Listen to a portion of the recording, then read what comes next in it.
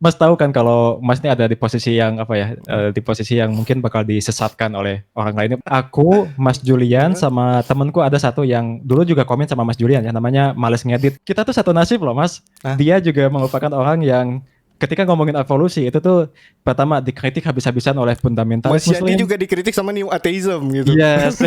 Jadi kita nih kayak apa ya? Cocok kita Dari sini berteman dikritik, ya. Dari sini dikritik, dari sana dikritik gitu loh. Jadi kayak ya.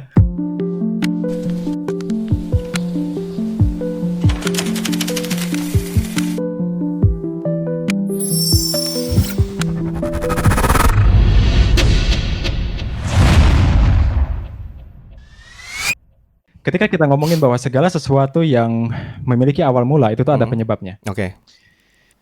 Tapi ketika kita ngomongin soal penyebab atau ketika kita ngomongin soal premis pertama ini, kita nih ngomongin kita mengobservasi segala sesuatu yang berada dalam waktu. Yes. Yes.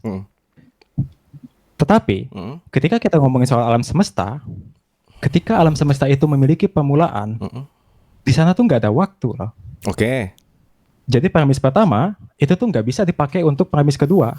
Karena premis pertama kita ngomongin soal segala sesuatu yang bermula, yang ada dalam waktu, yang within time. Sedangkan alam semesta ketika bermula, sebelumnya itu tuh nggak ada waktu. Jadi kayak ada tidak equivalent loh premis pertama dengan premis kedua. Tunggu. Mas Yadi pernah dengar ini vakum kuantum? Yes. Ya. Menurut Mas Yadi vakum kuantum ada di dalam waktu dan ruang nggak? Aku susah untuk menjawab itu, but aku bingung bagaimana hubungannya dengan argumen kosmologis ini. Ya. Singularity tadi ketika muncul, sebelum Big Bang itu terjadi, tapi singularity-nya muncul, itu sudah ada potensi ruang dan waktu di situ sebenarnya. Bukan potensi, sudah ada ruang dan waktu di situ. Jadi termasuk vakum kuantum pun bekerja di dalam ruang dan waktu. I see, yeah. Itu bermulanya. Yes. But sebelum singularity itu, kan semesta pernah tidak ada ya? Ya. Ya kan? Ketika semesta tidak ada, apakah waktu ada atau enggak? Nggak ada. Nggak ada loh. Nggak ada. Yes. Betul. Nggak ada. Ya, setuju. Ya. Jadi bagaimana kita mengatakan bahwa semesta memiliki penyebab, sedangkan saat itu aja nggak ada waktu. Ketika kita komitmen sama premis pertama, segala sesuatu yang awal-awal ada penyebabnya, kita ngomongin sesuatu yang ada dalam waktu. Sedangkan alam semesta, ketika dia bermula, itu tuh nggak ada penyebabnya. Nggak ada waktunya. Nggak ada waktu, oke. Nah, yes. Apakah bisa muncul sendiri ruang dan waktu? That's Gini, misalnya aku bikin program, di dalam situ ada hukum, if, else, dan lain-lain, berjalan. Mungkinkah ada sebuah program tanpa ada yang menulis hukum-hukumnya? Nah, itu. Karena balik lagi, kalau kita dipakai kacamata sains untuk membuktikan Tuhan, bukan alatnya menurutku. Emang, ya. Bukan alatnya.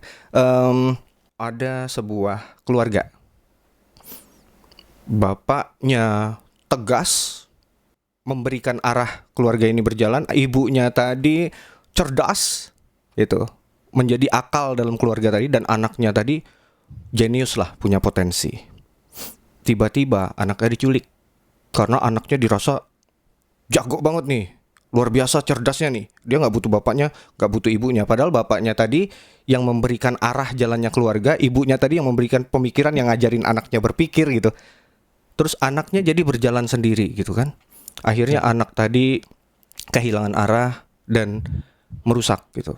Itu perceraian yang tidak perlu terjadi. Jadi itu alegori dari kita sekarang yang memisahkan si bapak itu agama, si ibu itu filsafat, dan si anak sains. Mereka tuh nggak perlu berpisah gitu loh. Mereka tuh bisa jadi alat masing-masing. Ya. Gitu. Jadi untuk menggunakan sains, membuktikan Tuhan, menurutku sama kayak ngukur sinyal wifi pakai penggaris. Ya. Nah gitu. Memotong pohon pakai Vaseline. Vaseline. Asal nyebut aja aja yang ada. Iya, ya apa aja. Aku itu nggak bisa bantah ya, karena aku juga setuju, dan itu juga yang bikin aku di dalam tanda kutip diserang oleh teman-teman New Atheist, karena ternyata ateisme aku kayak beda dengan mereka. Karena aku Oh juga iya. nggak setuju, ya. Oh iya. Karena aku beberapa kali bikin video kalau aku tuh mengkritik soal Dawkins, siapa lagi, Sam Harris dan New Iya, Atheist iya, kayak iya, gitu iya. yang Aku memakai. sangat respect sama Graham Oppy, Ya, Mackie. good. Ya, Itu lebih, walaupun di bukuku juga aku berusaha mengkritik mereka ya, ya, membantah ya. mereka gitu. Tapi Ya. aku sangat mengakui Graham Oppy itu big boss lah. Jadi bukan yang kayak gimana ya, kalau menurut aku bukannya apa ya, Dawkins itu menurutku nggak gimana banget lah menurutku. Ya. Tapi kalau Oppy itu wah ini beda sih. Big boss ya. Mackie itu beda, big boss. Tapi balik lagi, Oppy pun bilang sejauh-jauhnya dia kan memang formal logic ya, mendalami formal logic gitu kan. Sejauh-jauhnya kita bisa menyatakan Tuhan tidak diperlukan. Yes. Tapi bukan menyatakan, memastikan Tuhan tidak ada. No, of course no, ya enggak, Ya. tentu. Tapi Ya. lebih ke menjelaskan Tuhan tidak diperlukan, ya kan? Ya. Nah, sementara di sini jalur logician ya, dia ini kan logician gitu ya. Jalurnya logician aku lebih memilih jalurnya Kurt Gödel. Oh, ontologis Gödel itu ya. Ya, Gödel's Siapa ya ontological arguments sama incompleteness theorem ya kan? Ya, ya. Bahwa dia membuktikan eksistensi Tuhan dengan logika gitu. Dan memang hanya dengan logika bisa kita menyadari keberadaan dia. Nah, Imam Maturidi pun sepakat. Jadi iman itu adalah pertanggungjawaban akal. Jadi iman orang ikut-ikutan justru nggak sah tuh. Ya. Nah, justru Mas Yadi ini kalau memang belum beriman, tapi ketika Mas Yadi beriman, di sini yang sahnya gitu loh. Sementara yang lain imannya mungkin dipertanyakan gitu loh. Ya. Kayak gitu loh. Misalnya itu contoh aja gitu. Ya, ya. Jadi Ibnu Sina juga pakai konsep necessary being, wajibul wujud sama Wajib berwujud. contingent being ya, mungkin al wujud. Itu sama dengan Maturidi juga pakai wajibul wujud dan contingent wujud, contingent being. Cuma bedanya Maturidi menolak adanya semesta yang kekal. Gitu. Semesta itu realitas yang diciptakan oleh Tuhan itu sendiri. Tidak mungkin bagian dari Tuhan karena semesta berubah. Ya. Ya kayak gitu. Nah, jadi aku lebih condong di situ. Jadi kalau aku lihat si para logician tadi, satu berusaha membuktikan eksistensi Tuhan dengan logika, yang satu berusaha membuktikan Tuhan tidak diperlukan. Ya. Tapi tidak ada pembuktian Tuhan tidak ada secara logis. Aku tentu ya, kita kalau misalkan kita ngomongin soal Tuhan, itu kan dia adalah sosok atau being yang dia tuh melampaui alam semesta ya. Yes.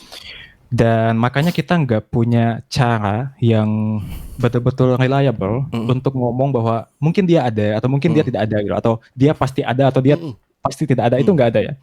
Tapi apa yang bisa kita sampaikan adalah, keyakinan aku adalah kita bisa menyampaikan bahwa it is more probable than not gitu loh. Jadi lebih mungkin Ya, Tuhan itu ada atau enggak, atau lebih mungkin Tuhan itu tidak ada ketimbang Tuhan itu ada. Gitu loh. Ya. Cara yang dipakai oleh Oppy itu kayak ngomong bahwa naturalism itu tuh lebih simple ketimbang theism. Jadi kayak gini loh Mas, kalau misalkan aku kasih analogi, dan mudah-mudahan apple to apple ya. Ketika kita melihat ada orang yang kesurupan, ya, kita punya dua model. Kita punya hipotesis iblis, dan kita punya hipotesis medis. Oke. Dan berdasarkan data-data yang kita temukan, berdasarkan observasi yang kita temukan, ternyata orang kesurupan itu tuh bisa kita jelaskan dengan scientific, dengan scientific ya gitu ya. Yeah.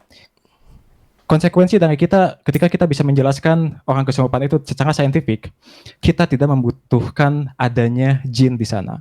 Jadi orang bisa aja bilang kayak, memang betul kalau orang kesurupan itu memang bisa dijelaskan secara peristiwa otaknya kayak gimana atau tubuhnya kayak gimana. Tapi itu semua itu tuh dijelaskan oleh tindakan jin tersebut. Jadi dia kayak menambahkan postulat baru gitu loh. Nah, ketika satu model bisa menjelaskan suatu fenomena tanpa mempostulatkan sesuatu yang enggak dibutuhkan, itu tuh dia lebih simpel. And that is why naturalism itu tuh dipandang lebih simpel. Sama dengan saintis yang zaman dulu ditanya oleh Napoleon, ketika seorang saintis ini menjelaskan soal mekanisme alam semesta, didatangi Napoleon. Napoleon tanya, di mana posisi Tuhan di sini? Lalu si saintis ini bilang, Tuhan, saya nggak membutuhkan hipotesis itu. So yes, kita nggak bisa bilang kalau Tuhan itu nggak ada atau Tuhan pasti nggak ada. Kita nggak bisa bilang itu. Yang kita bisa bilang hanya I don't need that. Kita nggak butuh itu. Sama seperti kita nggak butuh penjelasan apa ya? Kita nggak butuh mempostulatkan makhluk goib untuk menjelaskan kesurupan. That's it. Ya. Yeah. Gini Mas Yadi, kalau masalah kesurupan tadi, Mas Yadi kira-kira pasti tahu posisiku di mana. Iya. Kan? Jadi menurutku secara kacamata naturalism, ya selaras kok kita. Cuma balik ke dasarnya tuh di sininya loh. God of the Gaps itu kan akibat orang menambal kebodohan mereka sendiri. Petir, kemarahan dewa Zeus. Iya kan? Apa lagi ya? Pokoknya banyak lah. Pokoknya itu dewa ini, dewa itu, dewa ini. Ketika sains mengungkapkan itu, semakin menguap tuh Tuhannya, menyublim tuh, makin hilang tuh lama-lama gitu kan. Nah, tapi kalau dari awal kita meyakini konsep Tuhan itu rasional, maka itu tidak pernah melanggar hukum rasional itu sendiri, karena memang dia menciptakannya secara rasional gitu. Ya, orang kerasukan gimana? Possession Trance Disorder, PTD. Good. Iya kan? BTW, kenapa ya? Maaf aku potong ya. Kenapa ya ngata-ngata pesulap tuh nggak percaya sama kesurupan loh? Magician doesn't believe in magic. Ya, ya. Aku juga pertama kali nggak percaya sama setan atau iblis itu karena dulu pernah gabung komunitas sulap loh. Nah, menarik. Ya. Dan ketika aku bedah lagi, ternyata memang nggak ada tuh Al-Quran ngomong-ngomong kayak gitu. Bahkan gini, kayak narasi Nabi Muhammad pernah kena sihir, itu ditolak keras sama Imam Maturidi. Karena dalam narasi itu, dalam hadis itu dinyatakan Nabi Muhammad itu kayak orang linglung. Beliau seolah sudah melakukan sesuatu padahal belum melakukan apapun. Berarti ada hilang akal dia di situ. Ketika Rasulullah hilang akal, berarti ada pengaruhnya terhadap epistemologi wahyu. Ya kan? Jadi makanya Salman Rushdie membuat ayat-ayat iblis tadi itu pakai narasi di situ. Sementara narasi itu sendiri gak mempan kalau di konteks Maturidi. Kita nggak pakai gitu. Kita nggak pakai. Kita pakai dalil yang qat'i aja, yang pasti aja, Al-Quran, hadis mutawatir, selesai. Ngapain kita ngarang-ngarang? Nah, jadi kadang tuh mereka suka nambal-nambal lah. Ketika ditanya penjelasannya nggak detail, akhirnya cari tambalan di narasi Israiliyat, kayak gitu-gitu loh. Yang penting bisa menjelaskan. Padahal konsep paling dasar tuh pertama Al-Quran, kedua hadis, ketiga la adri, aku nggak tahu gitu loh. Kalau nggak tahu ya udah ngomong nggak tahu gitu loh, nggak perlu ngarang gitu kan. Iya kan? Iya nggak? Iya. Kecuali sudah diinformasikan dan wahyu, ya kita tunduk sama wahyu, dan balik lagi wahyu sama akal tidak bertentangan kayak gitu. Cuma membuktikan keterbatasan akal itu aja.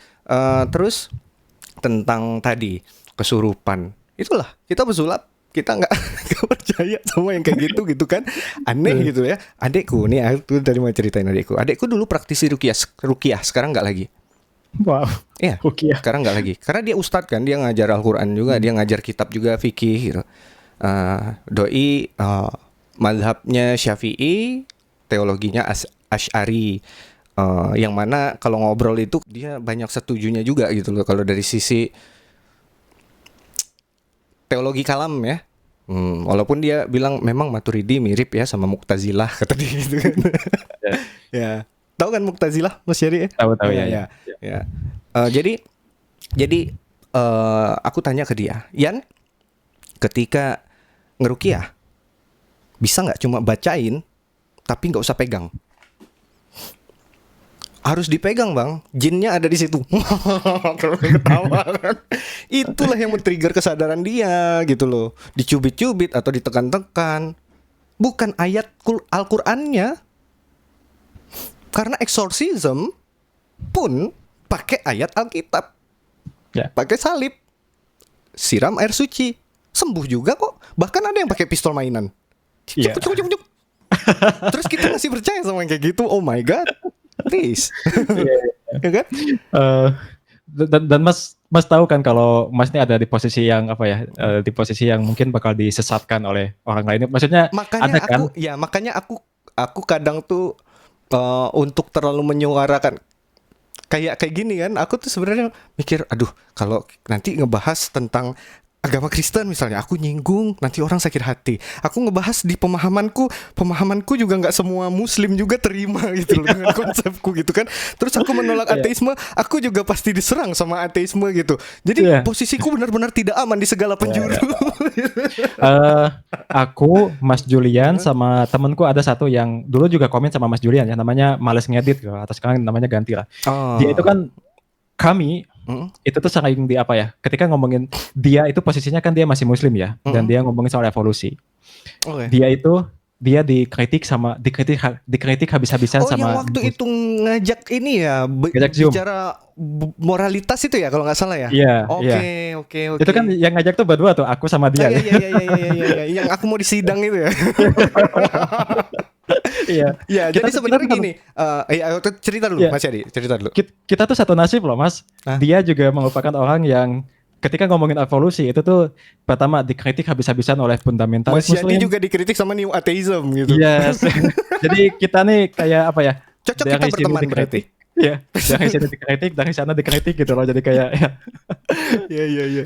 Cocok kita berteman berarti. Cocok lah kita ada. Mas Yadi, boleh tunggu sebentar nggak? Aku pipis sebentar. Boleh kan. Bener-bener kebelet, aku nggak tahan lagi sebentar ya. Aku juga sama mau ke belakang nih. Iya.